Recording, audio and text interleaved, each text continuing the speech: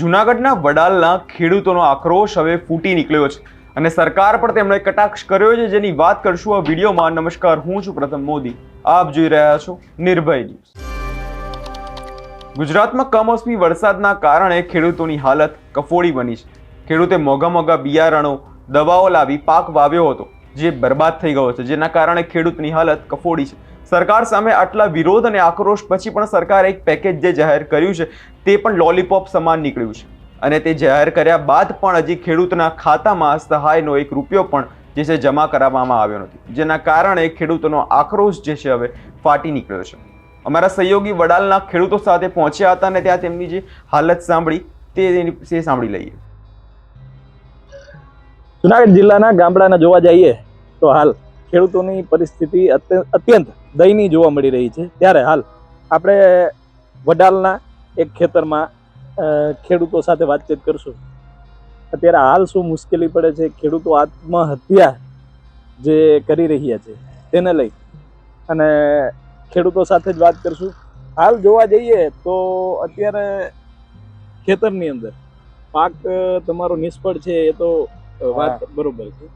એની સામે સરકારે સહાય, રાજ્ય સરકારે સહાય પણ જાહેર કરી છે. હાલ તમને કેવી મુશ્કેલી પડે છે ને શું કારણ?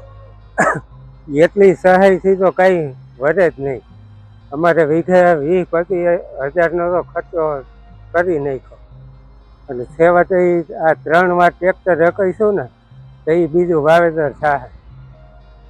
અત્યારે આપણે જે છે કયો પાક વાવ્યો હતો અને કેવી નુકસાની? આ મેં ડુંગળી વાવી હતી, વીઘે 25,000ની નુકસાની વહી ગઈ. એમાં આપણે સરકારે સહાય તો કરી છે ને? સહાય કરી છે ભાઈ, એટલામાં કાંઈ ન 22,000 રૂપિયા એ હેક્ટરે આપે એમ છે તો 22 ને 44 વધે 2 હેક્ટર લગનની સહાય. એમાં તો કાંઈ ન, અમારે 2-2.5 લાખનો તો ખર્ચો થઈ ગયો 10 વીઘામાં. તો તમે શું ઈચ્છો છો? સરકાર પાસે તમારી શું માગણી? આ દેવા માફ કરી દે તો સારું. એમ 2 લાખ સુધીના વધુ નહીં, બસ એટલી. ખાસ કરીને જોવા જઈએ તો ખેડૂતોને જે હાલ જે પરિસ્થિતિનો સામનો કરી રહ્યા છે તે સહાયથી ખેડૂતોનો મેળ પડે એવું દેખાતું નથી. દેવું માફ થાય, 2-3 લાખ સુધીનું દેવું માફ થાય તેવું ભાઈ જણાવી રહ્યા છે. ત્યારે સાથે અન્ય આપણે એક મિત્ર સાથે વાત કરીશું. શું કહેશો, કઈ રીતની મુશ્કેલી પડે છે? મુશ્કેલી અત્યારે ખેડૂતોને બધી પ્રકારની છે. કમોસમી વરસાદ થવા માંડ્યા, પૂરતા ભાવ નથી મળતા. યાર્ડમાં, માર્કેટ યાર્ડમાં જાય તો ત્યાં પણ એને ભાવ કાપી નાખવામાં આવે છે, કારણ કે જે વાવેતર વધારે થાય તેના ભાવ ખેડૂતોને ક્યારેય મળ્યા જ નથી. હવે ખેડૂતોને તો અંદાજો ન હોય કે આ વખતે આ વાવેતરનું વધારે થઈ જશે તો એને ભાવ નહીં મળે.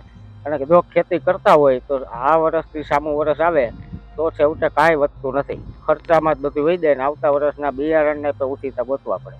આ રીતની પરિસ્થિતિ અત્યારે હાલમાં આપણા સમગ્ર સૌરાષ્ટ્ર એરિયામાં થઈ ગઈ છે. મોટા ખેડૂત હોય એને મોટી નુકસાની છે, નાના ખેડૂત હોય એને બિયારણના પૈસા નથી. અત્યારે ધિરાણો એટલા માથે ડેબ્રેટ ચડી ગયા છે કે ધિરાણ જો માફ ન કરે સરકાર તો આવતા વર્ષોમાં આત્મહત્યા ખેડૂત કરે તો એમાં કાંઈ નવાઈની વાત નથી, બરોબર. એટલે આગળ જતા સરકાર ખેતીમાં ધ્યાન આપે અને પૂરતા વીમા. આપણે મહારાષ્ટ્રમાં જોઈએ તો 1 રૂપિયામાં અત્યારે પાકનો વીમો છે. મહારાષ્ટ્ર સરકાર ખુદ પોતે લે છે, તો આપણે ગુજરાત સરકારમાં શું કામ નહીં, બરોબર. એટલે સરકારના જ આગળ આવવાની જરૂર છે આમાં. બાકી ખેડૂતો પાયમાલ થતા વાર નહીં લાગે અને આવતી પેઢી કોઈ ખેતી તરફ વળશે નહીં. બધા નોકરીઓ ગોતશે, પણ નોકરીઓ પણ કેટલીક મળે તમને, બરોબર. તો ખેતી એક આપણો જૂનો અને જાણીતો ધંધો છે. એક જ્યારે કાંઈ નહોતું ત્યારથી આપણે ખેતી કરતા આવી છીએ, તો શું કામ આ ખેતીના ભાવ ન મળે? તો એ સરકારને વિચારવા જેવો વિષય છે. જ્યારે નિકાસ કરવાની હોય ત્યારે સરકાર આયાત કરે, આયાત કરવાની હોય ત્યારે નિકાસ કરે. આ રીતનું ઊંધું વલણ અપનાવતી રહીએ સરકાર તો ભવિષ્યમાં ખેતી કોઈ કરવા માગતું નથી, મજૂરોય મળતા નથી અને ઘરમાં જૂની જે પેઢી છે એ જ ખેતી કરે છે. બાકી નવી પેઢી કોઈ ખેતીમાં પડવા માગતી જ નથી. તો વહેલી તકે આમાં કંઈક બદલાવ આવે, સરકારને એવી આપણે અપીલ કરીએ અને ખેડૂતોનું કંઈક ભલું થાય અને આગળ જતાં લોકો ખેતી કરતા રહીએ અને દેશ આગળ આવતો રહીએ તો જ હાલશે, બાકી તો પૂરું થઈ જાય. ખાસ કરીને જોવા જઈએ તો ખેડૂતો એવું કહી રહ્યા છે કે ખેતી હવે કરવી મુશ્કેલ છે ને આવતો એ પેઢી ખેતી કદાચ ન પણ કરે એવું હાલ કહી રહ્યા છે. ને જે ખેડૂતો છે જે છે હાલ આપણે જોવા જઈએ તો આત્મહત્યા તરફ વળ્યા છે. એનું કારણ શું? આત્મહત્યા જ કરવી પડે ને, કારણ કે અત્યારે ખાતર મોંઘું, બિયારણ મોંઘું, મજૂરી મોંઘી, એ બધું ખેડૂતો કરે તો 5 મહિને ખેડૂતોને પાક તૈયાર થાય. પાંચ મહિને ખેડૂતોનો પાક તૈયાર થાય પછી જો વળતર ન મળે તો ખેડૂએ ઓછી ઉધારાના લીધા હોય, કોક પાસે લીધા હોય, એને પાછો આપવાનો સમય હોય, બરોબર છે. 5 મહિના કર્યા જો ખેડૂતને ભાવ ન મળે તો ખેડૂત પાસે બીજો રસ્તો ન હોય, કાં મિલકત હોય તો વેચવી પડે અને કાં આત્મહત્યા કરવી પડે. અત્યારે આત્મહત્યા ખેડૂતને સિવાય કોઈ વિકલ્પ જ ન હોય બીજો. તો ખેડૂત આ સહાયનું પેકેજ એને 15 દિવસ થઈ ગયા, જો એને સહાય આપવી જ હોય તો એની પાસે બધાય ડોક્યુમેન્ટ છે, તો એને 24 કલાક કે 48 કલાકમાં સહાય એને કરવી હોય તો કરી શકે. 10,000 કરોડનું પેકેજ જાહેર કર્યું એને, બરોબર છે, તો હજી એને 15 દિવસ થઈ ગયા તો હજી કોઈના ખાતામાં આવ્યા નથી. હજી ફોર્મ ભરાય છે, તો ફોર્મ શેના? જ્યારે બીજા રાજ્યમાં ચૂંટણી હોય ત્યારે મહિલાના 10,000 રૂપિયા ખાતામાં નાખે છે, બરોબર છે, તો એને કોઈ જાતના કોઈ ડોક્યુમેન્ટ નથી જોતા.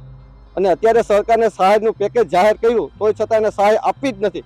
ખાલી નાટક કરે છે ખેડૂતોને. એક દિવસ પછી 15 દિવસ ગાડી નાખે, હજી 15 દિવસ વહી ગયા તો કોઈના ખાતામાં પૈસા આવવાના છે જ નહીં. ખાસ કરીને જોવા જઈએ તો આપણે છે સહાયમાં પણ સર્વર ડાઉન હોય છે, ખેડૂતો લાઈનમાં ઉભા રહે છે. હા, એ તો લાઈનમાં ઉભા, એને પણ જરૂર જ નથી કે આ ફોર્મ ભરવાની. એની પાસે બધા ડોક્યુમેન્ટ છે. જેમ જે 2,000 હપ્તા સરકાર નાખે છે તો એની પાસે બધા ડોક્યુમેન્ટ તો છે જ. ખેડૂતને નાખવા હોય તો એની પાસે બધા આધાર કાર્ડ છે, બેંકની પાસબુક, એની પાસે બધું ડોક્યુમેન્ટ પડ્યા છે, તો છતાં ખેડૂતને દેવા જ નથી. પેકેજ જાહેર કરી દે ચેનલોમાં, સોશિયલ મીડિયામાં કહી દે કે હાલો આપણે આ 10 લાખ કરોડનું પેકેજ જાહેર કરી દીધું, પણ પેકેજ જાહેર કરીને કાંઈ ન. ખેડૂતને ખાતામાં પૈસા નાખવા પડે. એક તો 10 લાખ કરોડનું પેકેજ એક વીઘે 3500-3400 રૂપિયા આપે છે. 3400 રૂપિયા ખેડૂતને કાંઈ થાય એમ નથી. અને બીજા રાજ્યમાં એને ગમે ત્યાં કરવું હોય, એના તાઇફા કરવા હોય સરકારને, તોય કોઈ વસ્તુ એને નડતી નથી. લાખો કરોડો રૂપિયાના સરકાર એની પાછળ તાઇફા કરે છે. અને ભાવની વાત કરીએ તો ભાવ ડુંગળીના નથી, કપાસના નથી, માંડવીના નથી, કોઈ વસ્તુના ભાવ છે જ નહીં. આજથી 10 વર્ષ પહેલાં જે ભાવ હતા કપાસના, હતી 10 વર્ષ પહેલાં મનમોહનની સરકારમાં 2500 થી 2700 રૂપિયા થયા હતા. એ ભાવની દ્રષ્ટિએ અત્યારે 1300 થી 1400 રૂપિયા છે. 10 વર્ષમાં બધોય ખર્ચ વધ્યો, ખાતરનો વધ્યો, મજૂરી ખર્ચ વધ્યો, બિયારણનો ખર્ચ વધ્યો, બધો ટોટલિંગ ખર્ચ વધ્યો ખેડૂત માટે. તો 10 વર્ષ જે 2500 રૂપિયા હોય તેના 3500 થવા જોઈએ. 10 વર્ષ પહેલા કપાના 2500 થી 2700 રૂપિયા હતા જ. માંડવી 1400-1500 રૂપિયા હતી. ડુંગળીને 1200 થી 2000 સુધીના ખેડૂતને પૈસા મળ્યા છે, એવું નથી મળ્યા. વડાલની અંદર ડુંગળીના પૈસામાં ખેડૂતે પૈસા મળ્યા છે, તોય છતાં અત્યારે જેમ જેમ સમય જતો જાય, મોંઘવારી વધતી જાય વર્ષે એમ ભાવ ડાઉન થતા જાય છે. જ્યારે 1000 રૂપિયા 500 રૂપિયા ડુંગળીના મણના 700 રૂપિયા આવતા, એમ અત્યારની પરિસ્થિતિએ જોઈએ તો 700 પ્લસ થવું જોઈએ, માર્કેટ ડાઉન ન થવી જોઈએ. આ ખેતીના ભાવ માર્કેટ ડાઉન થતી જાય છે.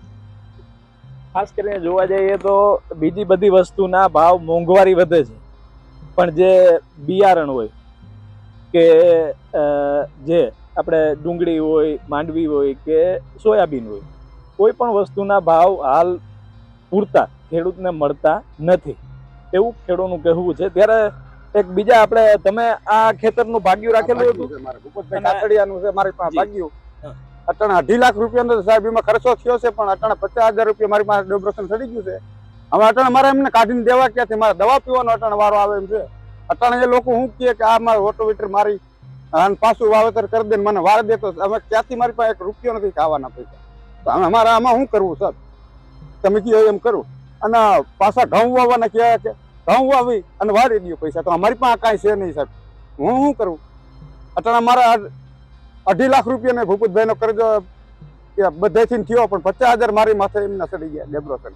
નીંદવા ખોદવાના, દવાના, આના તેના, ખાતરના બધા ચડી ગયા. પણ અટાણે મારા દવા પીવાનો વારો છે.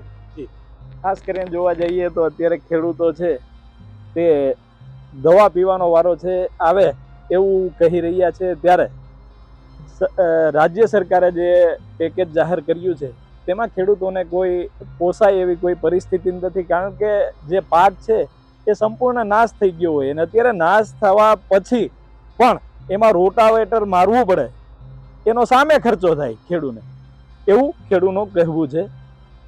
નિર્ભય ન્યૂઝ, યજ્ઞેશ ભટ્ટ, જુનાગઢ. ખેડૂતો કહી રહ્યા છે કે હવે સર્વેના નાટકો બંધ થઈ ગયા હોય તો અમારા ખાતામાં સહાયના પૈસા જે છે જમા કરાવે સરકાર, કેમ કે હવે આગળ રવિ પાકની તૈયારી કરવાની છે અને ખેડૂતો પાસે તેના માટે પણ પૈસા રહ્યા નથી જેવી વાત અત્યારે ખેડૂતો કરી રહ્યા છે. તમારો શું અભિપ્રાય છે તે કમેન્ટ બોક્સમાં જરૂરથી આપજો અને અમારી ચેનલ નિર્ભય ન્યૂઝને લાઇક, શેર અને સબસ્ક્રાઇબ કરવાનું ભૂલશો નહીં.